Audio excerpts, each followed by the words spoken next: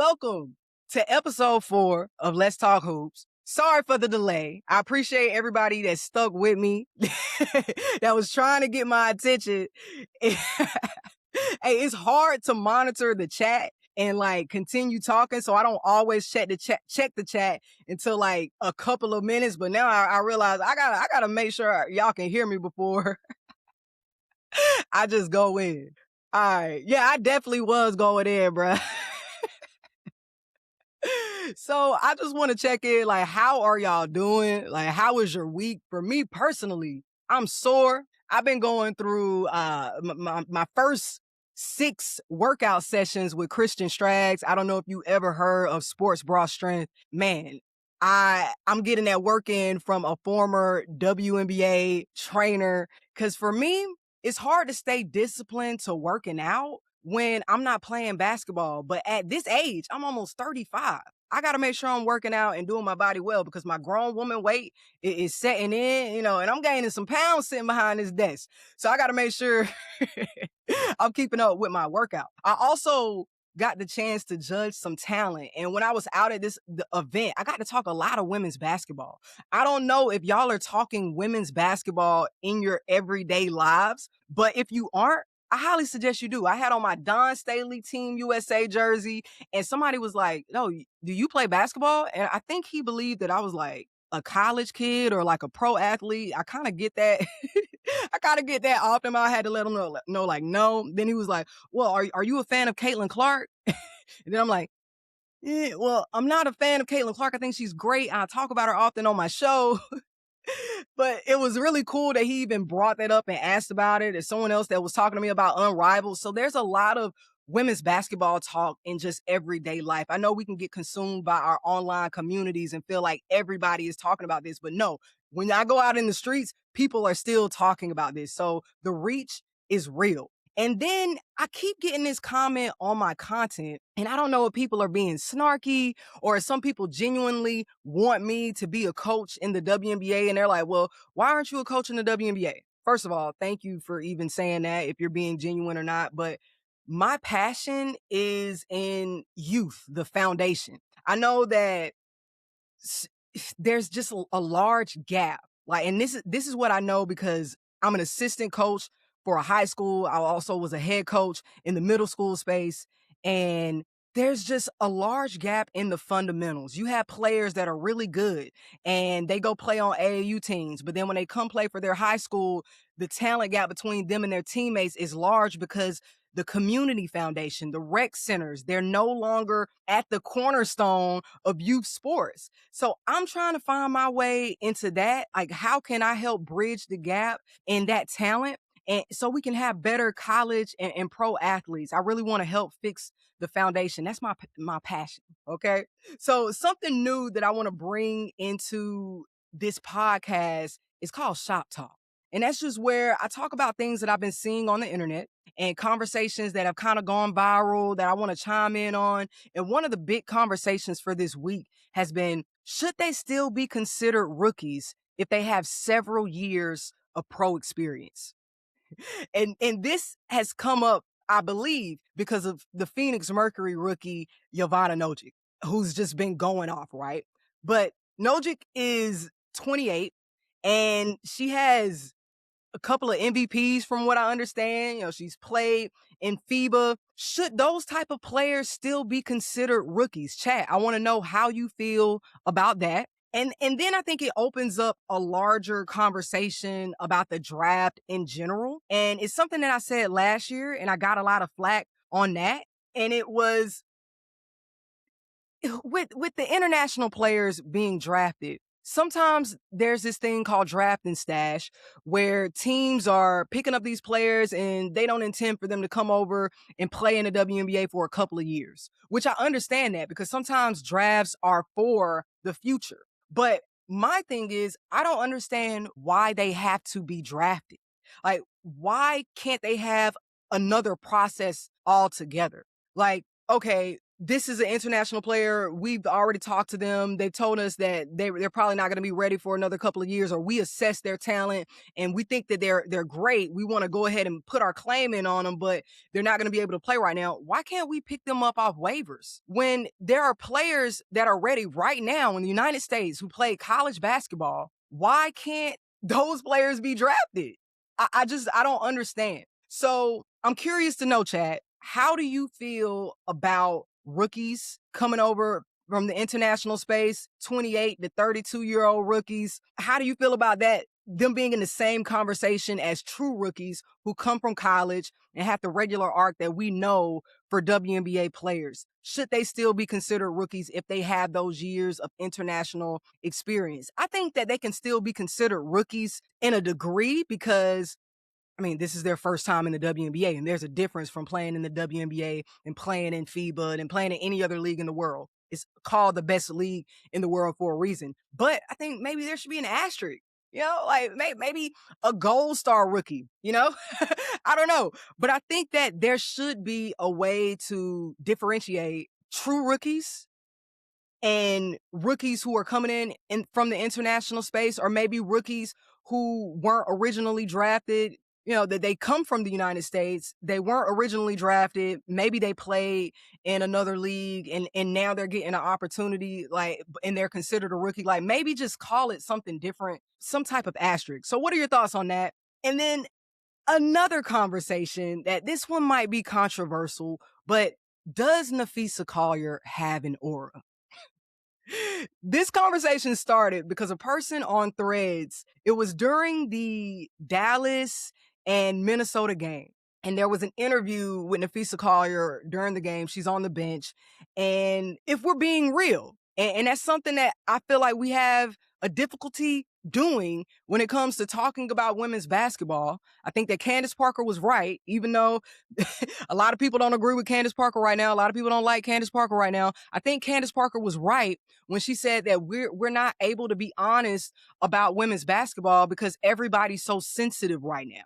But if we were being honest and we stripped our fandom away, if we just took away what Napheesa Callier has done when it comes to CBA negotiations and fighting for the players in the league, if we take away what she's accomplished as being one of the best players in the league, we strip all that away and we just talk about the interview and what we've seen, the interview was kind of dry. Like, it wasn't like entertaining. It didn't give us a lot of personality. And if we were just being honest about that, I think that we could agree on that. Like, I don't know why that's so hard to say. Like, it doesn't take away how great she is as a player. It doesn't take away the fact that I think that she's marketable. I have a whole video on YouTube that talks about if Napheesa Callier is marketable. I think that she is marketable. I think that they're actually workshopping it right now. I think that Jordan Brand and her agents are trying really hard to bring who Napheesa Callier is to the forefront, but it's not there yet. And I think that it's okay for us to say that. When we talk about players having aura, like, first we have to understand what it really is.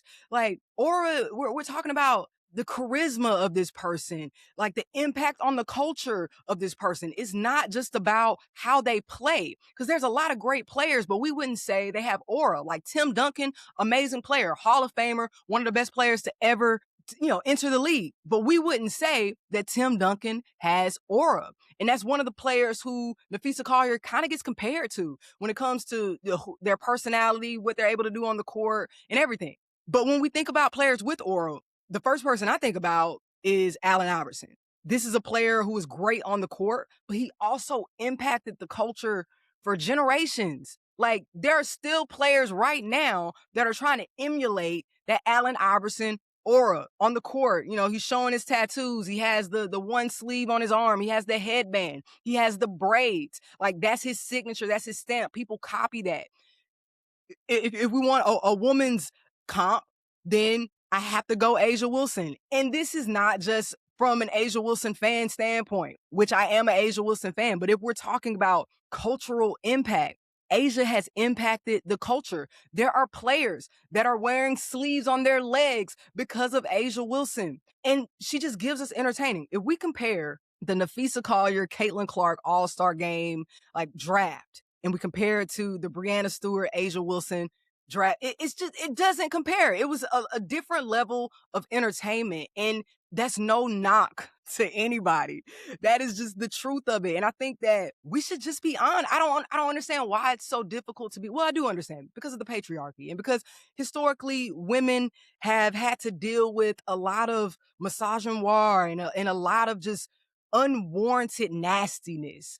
We feel like we have to protect women. Well, we do have, and it's not even we feel like we have to protect women. We have to protect women. But I think that we do a disjustice when we're not honest. So does Napheesa Callier have aura? I want to hear what you think aura is in the chat. Do you think she has it or not? If she doesn't, who is a WNBA player who you feel has aura? I want to know, like, what is your definition of aura? Now, moving on to another shop talk conversation, something that kind of went viral after A'ja Wilson's 45-point game where she shot 13 free throws. People want to discredit her efforts because they say that she has a special whistle. Does A'ja Wilson have a special whistle? I just don't understand how we're coming to this conclusion. Like, I really just think that it's a cope because you don't want her to be the best player in the league, or it's rage bait because you feel like you just want to have a number of comments under your comment. But how can you watch the game and say that she has a special whistle? She's getting the fouls that she's getting because people are actually hacking her. Like, Shaq went to the free throw line a lot, but would we say he has a special whistle? No, because there's a thing called a hack-a-Shaq. They did it for a reason because they could not stop him. People want to look at the stats from that 45-point game. Oh, she went to the free throw line 13 times. Okay, because the Connecticut Sun don't really have a strong post presence. So when you're outmatched, you have to foul. That's just how basketball goes. When we look at the other games throughout this season, the Aces have had the least amount of foul calls compared to any other team. And people even want to discredit that. They're like, well, what does that have to do with A'ja Wilson having a special whistle? Well, first of all, if she had a special whistle, it would show up in the team stats. You would see a bigger amount of fouls for the Aces if she were the one, if she had a special whistle. No, when we look over the rest of the games of the season, she shot 2 free throws in the loss to Phoenix. A'ja Wilson shot 2 free throws in the loss to Phoenix. That doesn't sound like someone with a special whistle. She shot 6 free throws against the Sparks. You know who shot the most free throws in that game? De'Arica Hamby, who has consistently shown up on the list of players with the most free throw attempts in the league. De'Arica Hamby has consistently been the 3rd leader in free throw attempts in the WNBA. Does De'Arica Hamby have a special whistle? No, De'Arica Hamby is a post player, just like A'ja Wilson, and she's getting fouled because that's what happens when you're in the post. For all of the free throws that A'ja Wilson had in the Connecticut Sun game, she probably could have had 13 more. Like, there could have been more fouls called. Do I think A'ja Wilson has a special whistle? Absolutely not. You know a team that does have a special whistle? And it's not even just one player, although I do think this player also has a special whistle.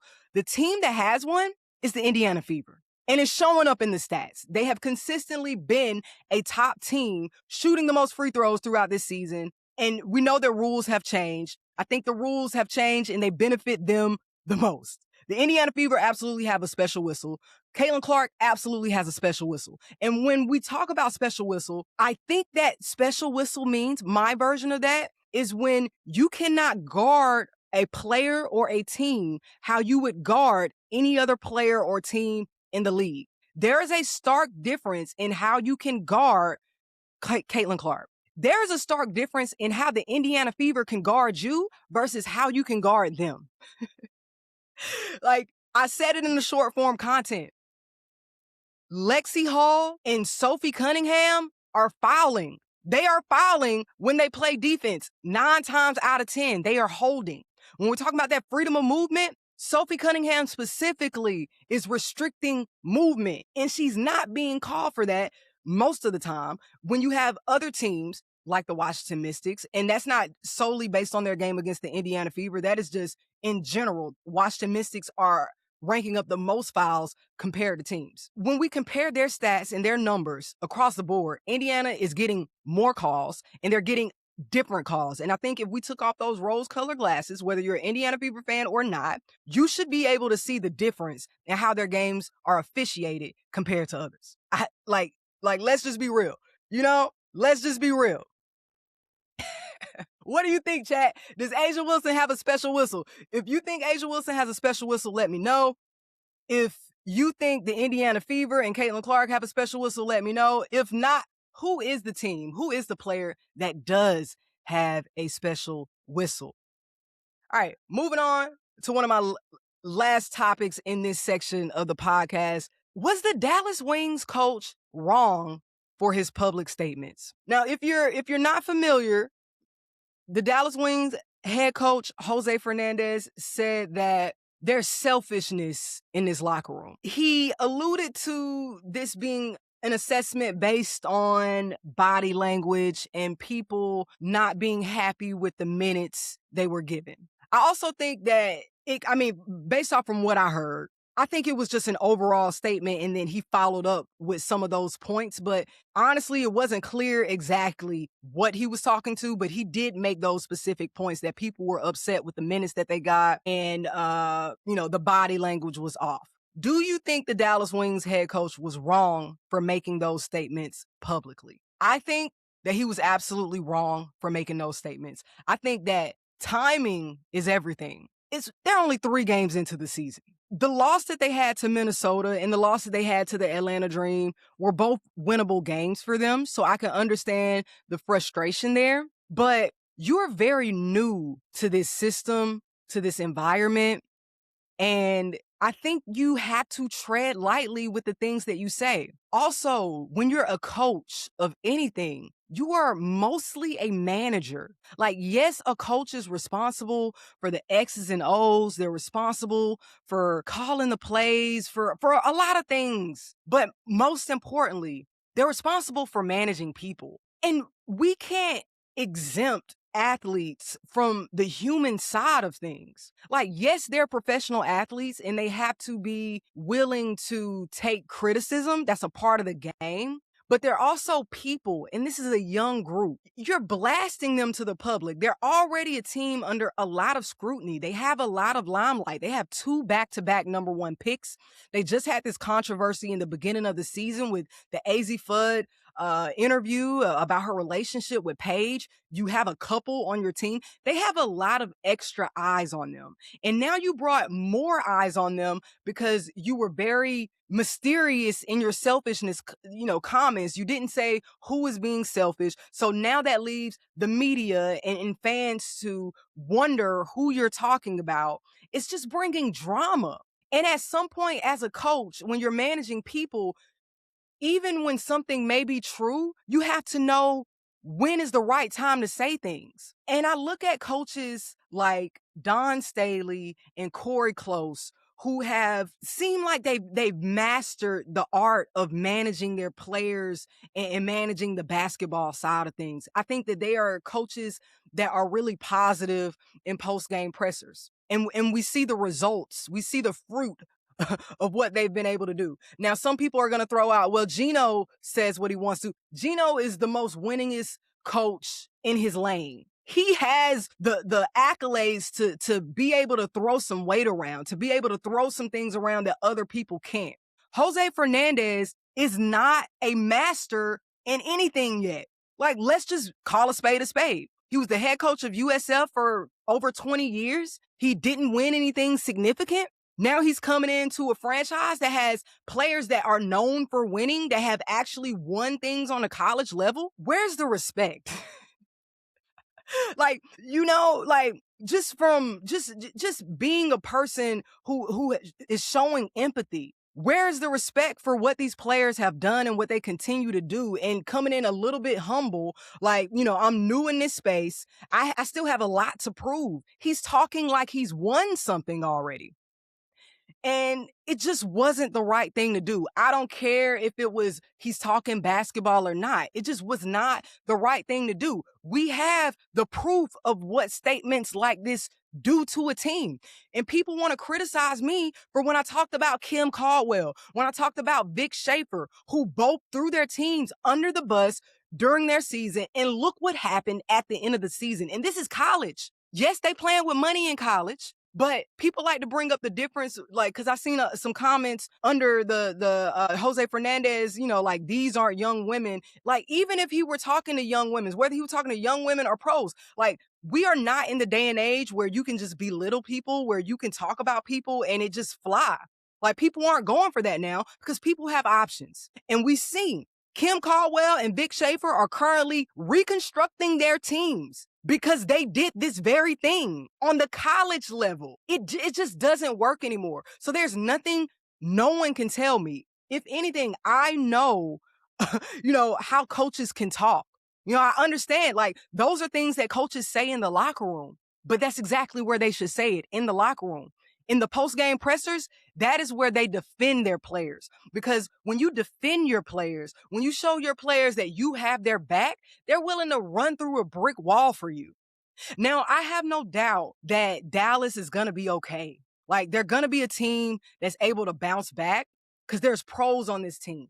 I think that they're gonna tune them out at some point. If this keeps up, they're just gonna tune them out and they're just gonna play basketball. I think that they're gonna bounce back, but I think that this set him back a little bit when it comes to rapport, when they had already been a little high on him, especially when they compare him to what they had last season with Conclaimers. But what are your thoughts, Hoops Tribe?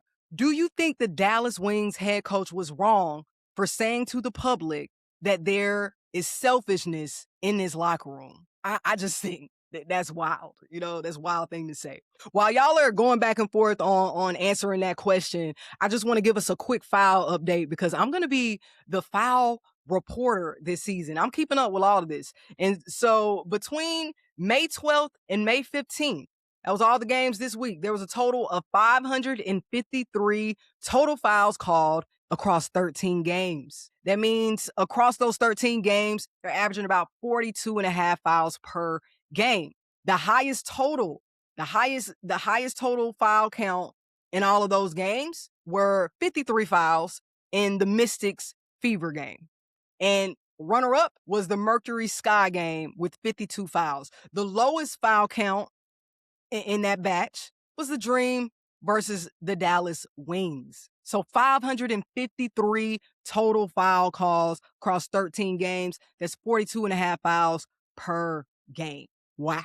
I didn't even count this time. I'm going to give you an updated stat on how many technical fouls and flagrant fouls was called, because if you didn't know, the price went up on physicality. So it's $500 per technical foul and per flagrant foul, and that number goes up if they continue getting techs and fouls throughout the season. I want to go to that 2024 draft class because there's been a lot of talk about the 2024 draft class, especially with them being so historic. There's been talk about Cameron Brink, all this. So I want to talk about the 2024 draft class and the numbers. Who's performing? Who's giving us the best production in the 2024 draft class? I'm going to go ahead and let you know. The players with the best stats across those first round picks: Caitlin Clark, she was the number 1 draft pick, has one of the best stats so far. The number 3 draft pick, Camila Cardoso, one of the best stats. The number 4 draft pick, Rickea Jackson. And then number 7, Angel Reese. Those are the players with the best stats. Right now, in this 2026 season, Caitlin Clark is averaging about 25 points per game, about 4 rebounds, and about 8 assists. Camila Cardoso is averaging about 12 points, about 9 rebounds, and 1 assist per game. Rickea is averaging 22 points per game, 6 rebounds, about almost 3 assists per game. And you have Angel Reese averaging almost 12 points a game, 15 rebounds, and 2 assists per game. And then we look at Cameron Brink right now. She's averaging about 7 points per game, about almost 4 rebounds, and, not even 1 assist per game. And the conversation has been, why are we talking about the number 7 draft pick so much? And a lot of this comes from Angel Reese fans, feeling like we have the spotlight on her a lot and we're talking about her a lot. I just want to reiterate something that we all know. If we're not talking about you, then that's the problem. The fact that we're talking about Angel Reese and we're focusing on her stats and we're focusing on her development shows her greatness. That shows that we expect a lot out of her because her ceiling is high and because she's performing. Like, let's be honest, we're talking about Angel Reese because she's great. So that is why the spotlight is out on her. And when we're talking about Cameron Brink, I think that we're being a little unfair. Cameron Brink tore her ACL in her rookie season. Like, why are we acting like she wasn't in that rookie of the year conversation for a while? She played 15 games. She was in the rookie of the year conversation. She was in that defensive conversation while she was playing. She was averaging the most blocks throughout the season, 2 blocks a game, almost 3 blocks a game in those 15 games. Like, why are we acting like she wasn't producing? An ACL injury is a life-changing injury. Like, yes, there are players that come back and are still great. Like Georgia Amore came back off an ACL injury and she's doing great, but that's not the standard. Jordan Horston tore her ACL. She's back this season. She sat out a season. She's back this season. She's not putting up crazy numbers. We're not talking about that. We're talking about Cam Brink because she was, the second pick of that 2024 draft. We're expecting a lot, but with those expectations, we're being unrealistic. She tore her ACL. She played 15 games in her rookie season. She came back the next season, which was kind of quick. I felt like she could have just set out that whole second season. I didn't think that she even needed to come back and play those 15 games, but she played those 15 games in her second season. The numbers were just okay. But she came in on an already dying Los Angeles Sparks season, and she gave them a spark. Like, no pun intended. She gave them a bit of a spark. It wasn't a lot, but she gave them a spark off of the bench. I think that this year she's just a couple of games into the season. It wasn't great to start off, but she's trending upward. She just had a strong game. So I think that we're being unfair when we're talking about Cameron Brink. I think this season is going to be the better judge of what she's able to do. And so maybe we have these conversations like then. And I just want, like, at the end of the season, we'll have those conversations then. But I also want to say that I wasn't high on Cameron Brink being the second pick. I actually thought that Rickea Jackson should have been the second pick, but it worked out because Rickea still got drafted to the Sparks. It was really cool how they worked out. I was like, man, Rickea has the talent. She needs to be the second pick. They didn't get her. They got Cam, who I always felt was a little undersized. Like, she's a little small for what she plays. And I had questions about how her physicality was going to translate. But, it worked out for the Sparks. I think that she's playing behind a star-studded post group in De'Erica Hamby and Nneka Ogwumike. So she's actually in a really good position.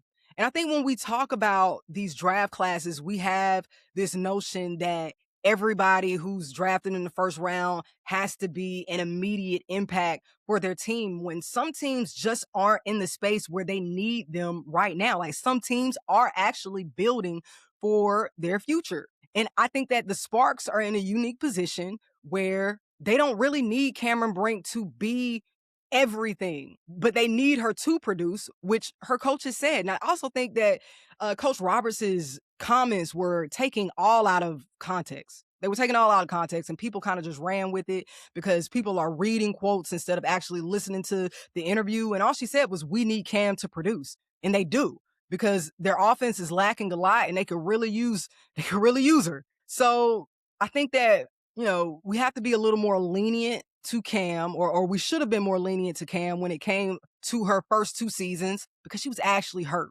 And this is a legit injury. As far as everybody else in that 2024 draft class, I think that some of them are showing up now. They're in newer positions. Like, JC Sheldon has been on like 4 teams since she was drafted, and no one's talking about that. JC Sheldon has been on like 4 teams since 2024. That is a lot. But I think right now she's in the best position that she's been in, period. Chicago Sky are looking strong this season. They still got things to figure out, but she has her best numbers right now with the Chicago Sky. JC Sheldon was drafted 5th. Right now she's averaging 11 points per game, almost 4 rebounds, almost 4 assists. So JC Sheldon is looking really strong this season. That's another strong pick in that 2024 draft class. We look at Aaliyah Edwards, who's just been dealing with injury, it feels like, ever since 2024. I don't think that Aaliyah Edwards has found the team that she needs to be on, because I think that she can impact the game more than she has shown. She was with the Mystics at first, and then the Mystics just absolutely, they got Kiki Iriafen and Sonya Citron, who just shined so hard. And then they had Shakira Austin. So she just didn't really get that opportunity with the Mystics. Then she's in Connecticut, where I don't even really know what's going on. And then she's dealing with injury. So I still don't think Aaliyah Edwards has found her fit yet for her to really produce. Carla Late is probably in her best position that she's been in right now. She's averaging almost 20 points per game with the Portland Fire, almost 4 rebounds, almost 5 assists. And then we got a couple of the 2024 first round draft picks who aren't in the league right now, like Marquisha Davis, Alyssa Peely. So the 2024 draft class brought us some strong athletes who I think we're still judging really harshly. I'm at fault at that too, because sometimes I'm just looking at potential so much that I'm not being realistic with the fact that these players are this is their third season. Like, they still have a long way to go, but they're still showing us so much. That's true for Camila Cardoso. That's true for Caitlin Clark. That's true for Angel Reese. They all have so far to go, and they're still getting their feet underneath them in this league. But the thing about it is they're still changing the game for their franchises. So the 2024 draft class, I want to know your thoughts in the chat. Who is one of your favorite picks from that class? Who is the sleeper in that class? Now, when we're talking about youth, the question comes up with, can the Washington Mystics realistically compete for a championship?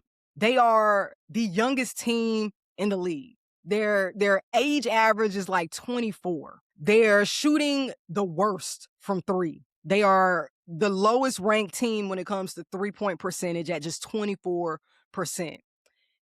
And I want to, before we really dive into this conversation, talk about the past 5 WNBA champions and what that has looked like. So I think a team that we can really compare this Mystics team to is the 2021 Chicago Sky. The Chicago Sky were very young at the time. They had vets on that team like Candace Parker and Courtney Vandersloot.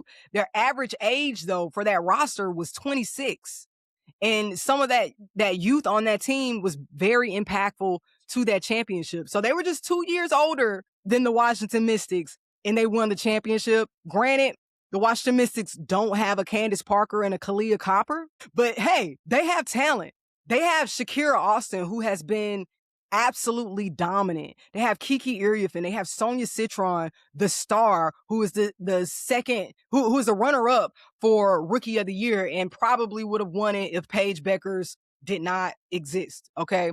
But then we look at their 3-point percentage. The Chicago Sky's 3-point percentage, the year that they won that championship in 2021, was just 34%. Now, that's a 10% difference from where the Mystics are now, but we have to consider that Cody McMahon was not playing for the first couple of games for the Mystics. And with Cody, she is a floor spacer. She's low-key knocked down from 3. We don't really talk about that part of her game a lot. Like, we often talk about how she's able to just get to the rim and her physicality and how unique of a build she has, but she really can knock it down from 3. She's shown that in the game against the Indiana Fever, where she hit 2 clutch threes. Like, one came in the first half and the other came like deep in the second half, that really changed the game for the Mystics, where they were able to go on and win it. So when I talk about, is it realistic for the Washington Mystics to win a championship? I think it's realistic right now. Like, even though I think it's got to go through Vegas, like, I think the championship is going to have to go through Vegas, I think it's absolutely feasible for the Washington Mystics to have a championship in their vision right now. When I think about how they've been able to work inside out, I think they are single-handedly proving that being a force in the post is still more impactful than being able to knock down from 3. Like, yeah, you can be a great 3-point percentage team. That's all well and good, but you have to have a strong post presence. And Shakira Austin is showing that she is that premier post in the league. It's been unfortunate for the early parts of her career that she's had to deal with injury, but right now we're seeing a healthy Shakira. And it's really scary hours with how efficient she is. It's really scary hours with how efficient Kiki Iriafen is. And she's another post that we just don't talk about enough, and she's gonna have a big season this year. Like, the part that people aren't talking about when it comes to Lauren Betts and her development on this Washington Mystics team, because people are like, well, Lauren Betts isn't producing, or they're saying, oh, why isn't Lauren Betts getting more playing time? It's because she's playing behind Shakira Austin and Kiki Iriafen. And what she's doing is being a relief to them. So she's coming in mostly with her teammate Angela Doolittle. Sorry, I had issues saying it. Angela Doolittle. So when she's coming in the game, she's coming in with the second group. So she doesn't have the benefit of sharp execution from that group, because that group is really young, even younger than the starters, and they're trying to figure it out. And what Shakira and Kiki benefit from is being able to play with each other and really utilize that high-low action. Lauren isn't getting a lot of that when it comes to her group. And then when she does get the opportunity to come in with Shakira, she has issues with where should she be? Like, where's her position? What's the spacing when her and Shakira are in the game? I felt like she looked really confused at times when they played the Indiana Fever. Like, where should she go when she did get a couple of moments with Shakira Austin? I think she might be better suited in the game with Kiki Iriafen, but I also see why they wanted to run big with Lauren and Shakira. So when you got Shakira and Lauren, that's like a really big force to have. Lauren just has to get more reps, but I think it's going to come. I think it's very early on to start talking about a player's development. Like, they were literally just drafted like a month ago. So it's going to take some time for us to actually see Lauren Betts' development on this Mystic system. But I think over the course of the season, we're going to start to see her be more confident and just really show what she's going to be able to do at this level, because I think that she's going to be impactful to this team. The hard part for the Mystics and where they're going to struggle when it comes to winning a championship is going to be their size in the guard spot. Because what I saw in the couple of games that I've seen, and specifically that Indiana Fever game, because that's where I got my best look at them, is Georgia Amore struggled at times with getting the ball to the post after the pick and roll. Because what the Indiana Fever were doing, they were hedging really hard. And sometimes they just straight up fully double teamed. And when they send that post player to Georgia Amore, she can't see, or if she can see, it's more difficult for her to try to get that pass. So that window where the post is actually open, because there were so many moments where Kiki was open, where Shakira was open, but they just did not get the ball after the screen and roll. And I really think it has something to do with her size. Now, this is where I think Georgia need to hit up Dawn Staley. I know that wasn't her coach in college, but I think that a smaller guard, like, she has to talk to a smaller guard and just figure out, even though she's already doing great, like Georgia Amore is already doing great, I think that once she gets a bigger grasp on how to really get the ball to her post off of the pick and roll, and just be able to work a little bit more with her athleticism, because there were moments that she was able to do it, but it kind of led to like a jump pass. But she just has to figure out how she can get the ball to the roll more efficiently. And that's going to change the game for the Mystics. I think really that's their biggest ailment. They don't have a lot of size in their guard spot, and the better teams in the W do. They do have that height. And we saw just from the college season what height can do in the guard spot and how that can really change the game. So I do think the Washington Mystics have the ability to compete for a championship. I really, really do. But it's going to have to come through the Aces. I still believe that the Aces are going to be in that finals conversation. So what are your thoughts, Hoops Tribe? How do you feel about the Washington Mystics? Do you think that it's realistic for them to have their eyes set on a championship? Where do you think their issues lie? What is going to be their Achilles heel? Again, I think it's going to be size. I do think that as the season progresses, they're going to get their 3-point percentage up, because Georgia Amore is also a strong 3-point shooter. And I think that she gets her better looks from the 3 in transition. So now that Cody is back, Georgia's getting even more confidence. Their 3-point is going to open up.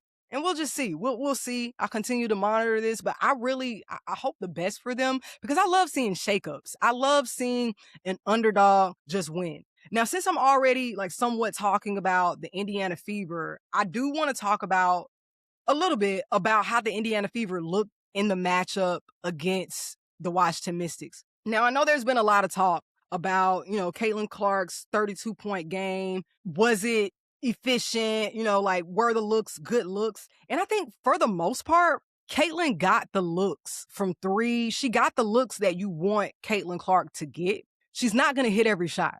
I mean, she's shooting from long distance. She's shooting a difficult shot. She's not going to get every shot.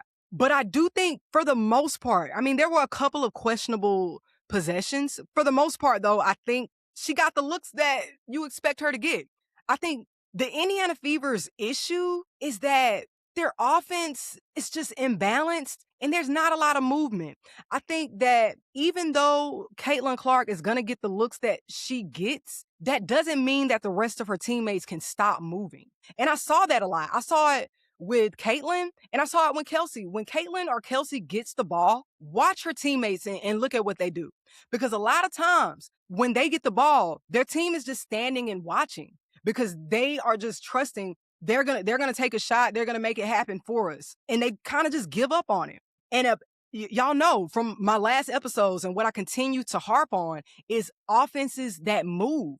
The Fever have to get more flow to their offense. I also think that they have to open up more looks on the left side. Like, if you want Caitlin to be more efficient, give her the looks that she's more efficient at. I think she did a good job against Dallas when she was able to drive more to the paint. She also did that in the Sparks game. Well, really, I think that's where she did it more, in the Sparks game. She got more looks at the basket. She drove more because her shot wasn't falling. She made good decisions in that. But when it comes to her three-point shot, she's obviously a better shooter on the left side. Let's figure out how to get her set up more on the left side so she doesn't have to keep shooting like so many volume shots throughout the course of the game to get in her flow. Let's try to get her open on the side that she's the most open on. But the real issue is there's no flow to their offense. I think she had a great game. I think that was a valid 32-point game. I think that they still have things to figure out. And then there was this conversation about Kelsey Mitchell and how she hasn't had an assist in the last couple of games. I just want to say, Kelsey Mitchell is not in the game to pass the ball. She's not. Like, when Kelsey gets the ball, it's usually in a position where she's able to score. And I will say that when she tries to pass the ball, it just doesn't always lead to an assist. Like, she isn't always the best passer. If you go back and watch that game against the Mystics specifically, there were some passes that were a little wayward. There were some moments where her teammates didn't handle it well. But for the most part, I don't think Kelsey Mitchell is in the game to pass the ball. She is a scorer. She is a shooting guard. I think that, yes, get open while she's attacking. Yes, the offense still has to move. But at the same time, this is Kelsey Mitchell, and she's going downhill or she's hitting the three-point shot. And that's what she's known for, and she's good for it. I mean, she's still their number one producer. So any conversation surrounding Kelsey Mitchell being a ball hog is insane. Like, I don't know what we're talking about. Kelsey Mitchell is there to score, and I think they know that. But what are your thoughts on the Indiana Fever? What did you really see in that loss to the Washington Mystics? What do you think really decided the game? I think that Washington gave them so many moments to win the game. They really did. And then when we also think about the fact that Aaliyah Boston wasn't in the game for those final moments, she was out with a lower leg injury. So if Aaliyah Boston continues to struggle with injury, that's going to be huge for them. There's a lot of factors at play here, but I don't think that this loss was on Caitlin. I also don't think that this loss was on Kelsey Mitchell. I also think that the Fever have a problem with feeding the hot hand in those final moments. Like, man, Lexi Hull just hit a big shot. Go back to Lexi Hull. And, Caitlin Clark is having a big night. Go back to Caitlin Clark. Like, I feel like when it comes to final shots, historically, just over the past 3 seasons, and this has been when Christy Sides was the coach and now with Stephanie White as the coach, I feel like in those final moments when they need a game winner, they just go the opposite direction of what I'm expecting. Like in the game against Dallas, the first option for the game winner was Caitlin Clark, but she was off that game. Kelsey Mitchell was the better option. Kelsey Mitchell got the final shot, but she was really the second final shot with the least amount of time to go, which lets me know that the first option actually was Caitlin Clark. And then the the desperation shot was Kelsey Mitchell, but you didn't give her a lot of time to work with. She shot it with like 0.7 seconds ago. And then in this game against the Mystics, Caitlin Clark is hot, Lexi Hull is hot, and then they go in a different direction. It's mind-boggling, to say the least. So the Indiana Fever still have a lot to figure out. It's very early in the season, and I anticipate them to do just that. Now, before I wrap up like this show today, I want to talk about the Atlanta Dream versus the Aces because they're playing in just a few moments, 1:30 p.m. Eastern time. The Atlanta Dream will play the Aces. The update has been Ron Howard is not going to play in this. And I think that this changes a lot for the Atlanta Dream because going into this, that was one of the things that I was counting on, like Ron Howard or Alicia Gray having a big night, Angel Reese giving those players second chance opportunities. I really want to see if Angel is going to be able to carry over that efficiency that she just had in that Dallas Wings game that really showed growth in her patience, because that's really the thing. Like once Angel becomes more patient, it's gonna just really elevate her game and it's gonna bring that consistency that we're looking for. And it's really gonna put her in the chat for one of the best post players in the league. I think that right now, she's still one of the best rebounders in the league. She's one of the best defensive players in the league. But when it comes to all around game, when she improves her efficiency, it's going to be undeniable at that point. So I'm really interested to see what she's able to do with this post play from the Aces because they have a strong post presence, right? And when we look at the Aces all together, especially now that we know that Ron Howard isn't playing, they just have so much more depth in the guard spot. Kennedy Carter is the first player that comes to mind because she's currently the second leading scorer behind A'ja Wilson for the Aces. She is the most efficient player on the Aces. She's shooting 71% right now. And it's really because of her ability to get downhill. Like Kennedy Carter is unstoppable. Like literally, she's unstoppable. What is the Atlanta Dream going to be able to do with that? They are one of the best defensive players in the league. Like by stats, they're the second best defensive team. I personally think that they're the best defensive team. They're going to make this a gritty game. Are the Aces going to be able to score like they would against any other team? They're currently averaging 92 points a game. The Dream are holding teams to 10 points less than that. It's going to be interesting. What are they going to do against this Atlanta Dream team? So, chat, who do you think wins this game? Do you think that the absence of Ron Howard makes it a shoo-in for the Aces? Because even though we talk about the Dream's lack of depth, I do think that they have players that can go off and have a big night. And then they have the ability to space the floor in a way because of the type of offense that they run, where Tahina Powpow could make up, a couple of points. If Nas Hillman gets some looks, she can make up some of the points. Jordan Canada can have another big night. Because even when Ron Howard was present, she didn't always give them like double-digit points. We had breakout games from Jordan Canada. We had breakout games where Alicia Gray carried. So Ron Howard gives a lot defensively, so that's something to look out for. But offensively, they could make up for Ron Howard's absence with some of the other players that they have. I'm interested to see if Aaliyah Nye gets some burn in this game because she can also help space the floor because she is a knockdown three-point shooter. But what are your thoughts, Subscribe? How are you feeling about this matchup? And we're gonna be able to hop off this live and go right into it. I'm going to be live posting on Threads. So if you want to continue the hoops talk, I will definitely be on Threads talking about the Dream versus the Aces game. But I'm very interested to see what you all think. Right now, we're getting the Aces win. Margot says the Aces will win. Oh, man. Somebody's saying a blowout is on the way. That's easy to say. Like, when we look at it on paper, like, we're like, man, the Aces are going to blow them out. But sometimes the Aces can get a little stagnant and they can give us games.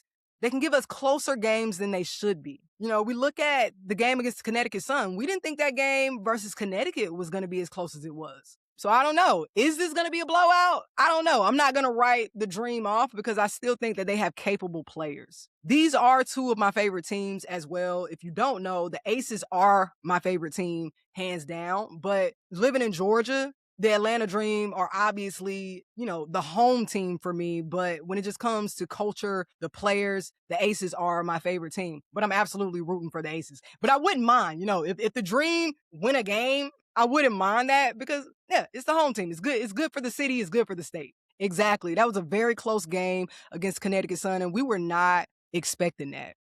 I, for one, was not expecting that. I think we got to put some. I just want to shout out the Connecticut Sun for really proving people wrong, because even though they're still, they don't have a lot of wins to show for this season, but they're still playing a lot more competitively than people anticipated them. People being me, I did not anticipate them being as competitive as they have been. And I think that Anissa Morrow is really showing up. Sanaya Rivers has been big for them, and they still don't even have all of their pieces. They're still waiting on Lacan. So shout out to Connecticut for just putting in some fight, man. They're disproving the tank for Juju notion. Because people think that some of these teams that aren't championship ready right now are just going to tank. Connecticut Sun saying we got some fight. Like, we're still trying to get better. And I also want to throw out that for this Atlanta Dream versus Aces game, the Atlanta Dream are going to be playing in the State Farm Arena. So Gateway Center is the more intimate arena where the Dream typically play, but the Angel Reese effect. So now they're playing in State Farm, which is huge. That's where the Hawks play. Will that impact them? Because the games in Gateway, I think the Dream have the advantage there because it's such an intimate place, right? It's only like 3,500 people can fit in there. And it just gives this like Greek fight, like the atmosphere. If you've ever been to an Atlanta Dream game, and it can be like a hostile environment for other teams because it feels so close. You can hear the chants, the crowd are into it. And I think it impacts how teams are able to play. I think that a lot of games for Atlanta get swayed by their home court advantage in Gateway.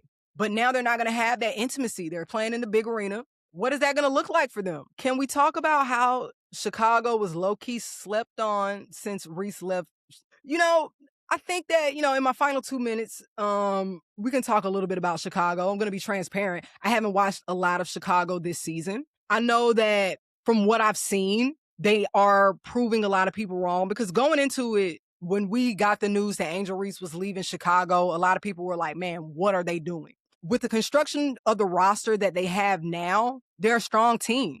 They're ranked second in defensive efficiency right now. They're actually tied with the Atlanta Dream. So they're strong defensively. They're strong offensively. They have a strong group of guards. Rickea Jackson is having a strong season, and that's going to be pivotal for them because I've been saying since her draft that Rickea is going to be one of the best offensive players in the league. Chicago is a team that can be in playoff conversation. They can be in championship conversation. I honestly have to see more to say definitively if they're going to be a championship caliber team. I obviously think that that's the goal for them. They want to bring a championship back to Chicago. It's been a while. I don't know. I don't know if they have the post presence to really be a championship team. But again, I have to watch more. I'm not going to give like a full out, take on them with the little information that I do have.